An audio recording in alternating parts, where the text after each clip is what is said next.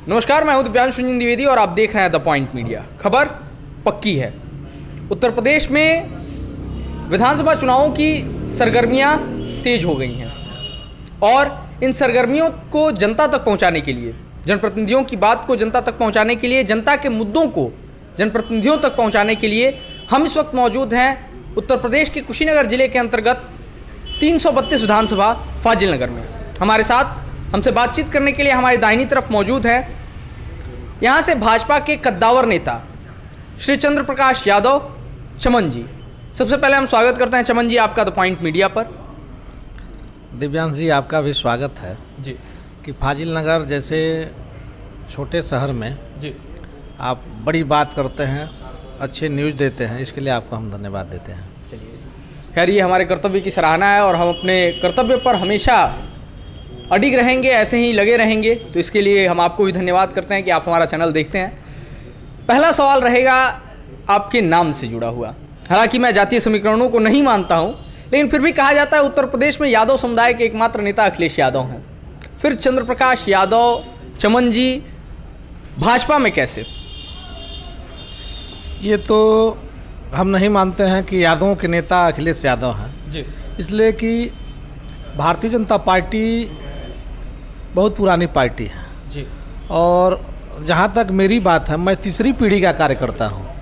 इसके पहले मेरे दादाजी, हमारे पिताजी और तीसरी पीढ़ी के कार्यकर्ता के रूप में मैं 2001 में जब से राजनीति में आया, भारतीय जनता पार्टी का शुरुआती शक्ति केंद्र प्रमुख रहा हूँ। जब हम लोग कसिया विधानसभा में रहा करते थे तो माननीय सूर्य प्रताप शाही जी को हम लोग विधानसभा जब वह लड़ते थे, उस समय शक्ति केंद्र प्रमुख जो प्राथमिक बूथ इकाई से ऊपर की इकाई होती है, उसमें हम लोग काम किए।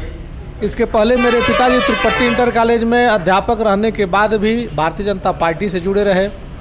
हमारे दादा भी जब जनसंघ था उस समय से पार्टी से जुड़े हैं। तो ये कभी भी पूर्व में समाजवादियों की सरकार रही है, लेकिन कभी हम लोग अपने पद से विचलित नहीं हुए और हमेशा भारतीय जनता पार्टी में रहे। भारतीय जनता पार्टी में बहुत बड़े बड़े नेता, आज भूपेंद्र जी को देख लीजिए, राष्ट्रीय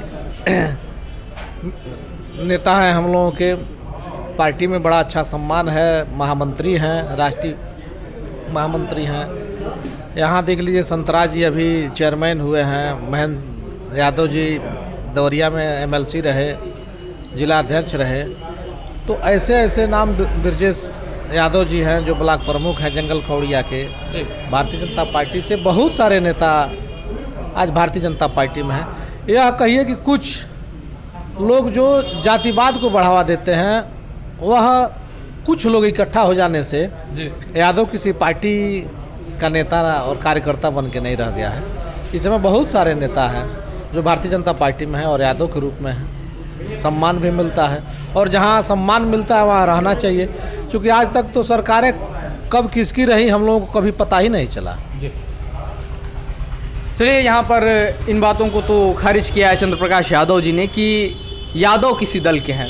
आगे आपकी विधानसभा के भी एक जातीय समीकरण पर बात करते हैं। कुशवाहा बाहुल्य क्षेत्र है यह, कहा जाता है कि कुशवाहा ही यहाँ पर विधायक बनाने का काम करते हैं। तो इन समीकरणों को साधने के लिए आपकी पार्टी क्या कर रही है? भारतीय जनता पार्टी जाति की आधारित पार्टी नहीं है।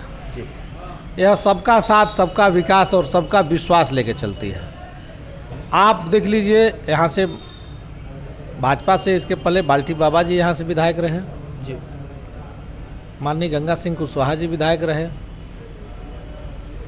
तो ये नहीं था कि उसका श्रेय चूँकि एक जाति से होता है। भारतीय जनता पार्टी आप देख लीजिए विभिन्न जातियों को लेके, संगीता यादव चौरी चौरा से विधायक हैं, आपके बगल से देख लीजिए किसी स्वामी प्रसाद मौर्य आपके पडौना से विधायक हैं, रजनीकांत मणि त्रिपाठी जी कस्या से विधायक हैं, बगल में सूर्य प्रताप शाही जी बगल के पथरदेवा से विधायक हैं। तो यह किसी एक दल, एक जाति की पार्टी नहीं है। इसमें विभिन्न जातियों का समूह, भारत में निवास करने वाले बहुत सारे लोग इस दल के हैं। इसलिए भारतीय जनता पार्टी जातिवाद पे कोई विश्वास नहीं करती है। चलिए, भारतीय जनता पार्टी जातिवाद पे विश्वास नहीं करती है, तो भारतीय जनता पार्टी 2022 के चुनावों को, विधानसभा चुनावों को किन मुद्दों पर लड़ने जा रही है, किन बातों को लेकर के आप लोग जनता के बीच जा रहे हैं अपने पार्टी की कैंपेनिंग के लिए? भारतीय जनता पार्टी की जब से सरकार आई है, आप देख लीजिए विकास का एक नया कीर्तिमान बना हुआ है। किसी भी देश के विकास के लिए, किसी भी प्रदेश के विकास के लिए, किसी भी क्षेत्र के विकास के लिए 4-5 मुद्दे होते हैं: स्वास्थ्य, शिक्षा, सड़क, बिजली और पानी। जी।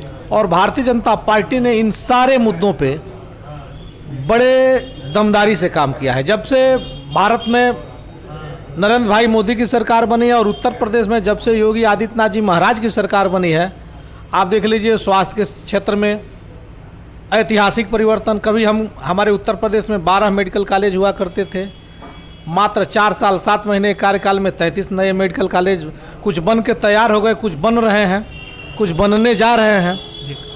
स्वास्थ्य के क्षेत्र में अमूलचूल परिवर्तन। आपके एम्स, कभी उत्तर प्रदेश में एक भी एम्स नहीं हुआ करता था।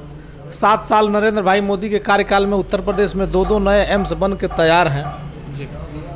आप शिक्षा के क्षेत्र में देख लीजिए कितना बड़ा परिवर्तन। अभी 2-2 विश्वविद्यालय आपको गोरखपुर में मिला है। जी। जो ग्रामीण क्षेत्रों के हमारे प्राथमिक विद्यालय हुआ करते थे, आज कितना बेहतर टाइलीकरण हो गया। सारे अध्यापक विद्यालय जा रहे हैं, बच्चों के अच्छे ड्रेस की व्यवस्था, हॉस्पिटल में डॉक्टर दिख रहे हैं। स्वास्थ्य के क्षेत्र में हो गया, शिक्षा के क्षेत्र में हो गया। आप बिजली पहले की अपेक्षा अब दिन में बिजली नहीं आती है, रात में बिजली नहीं आती है, अब हमेशा बिजली आपको मिलता रहता है।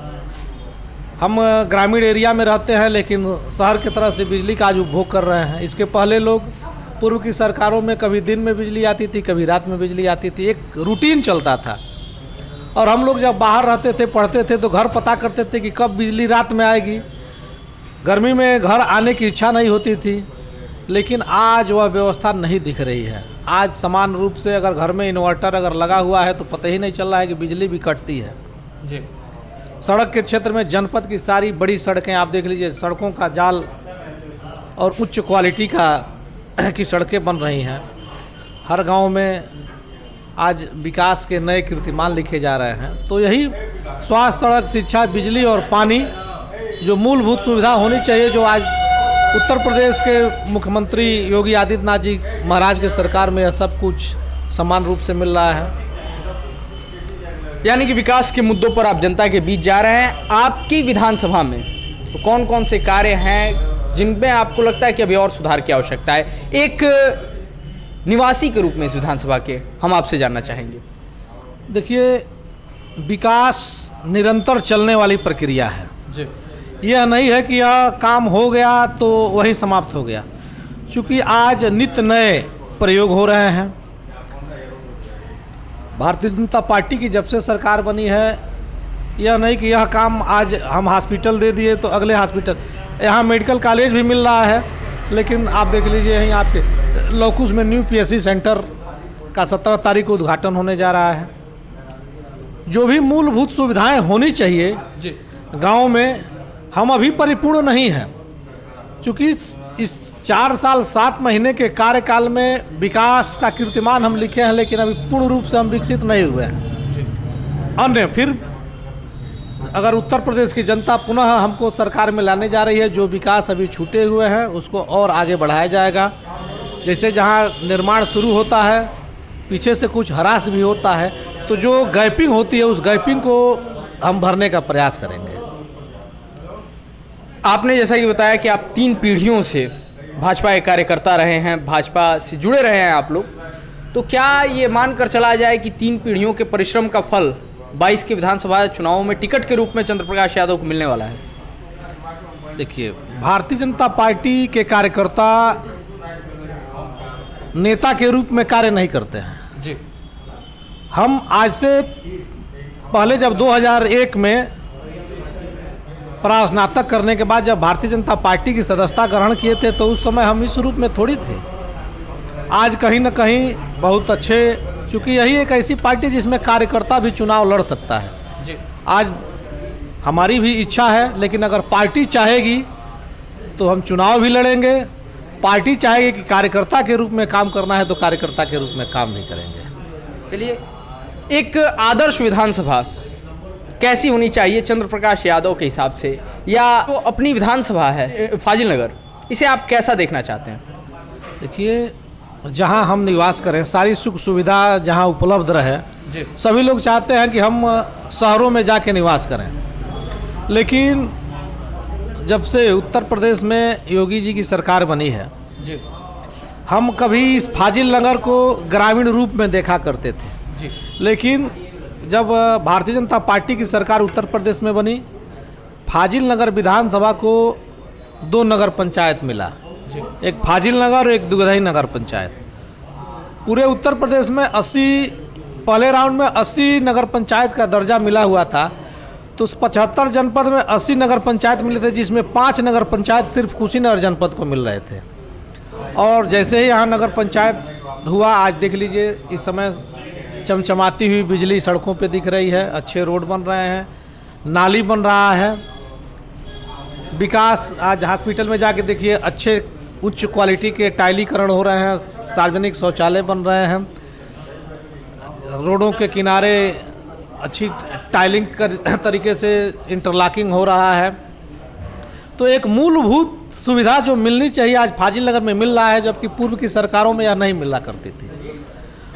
स्वास्थ्य, शिक्षा, सड़क, बिजली, पानी को छोड़ दिया जाए तो इसके पहले बहुत नॉमिनल तरीके से था, और यही किसी भी चीज़ के, किसी भी देश के, किसी भी प्रदेश के, किसी भी क्षेत्र के विकास के लिए यही सब मूलभूत सुविधा होनी चाहिए, जो मूलभूत सुविधा आज आपको फाजिल नगर में दिख रहा है जी।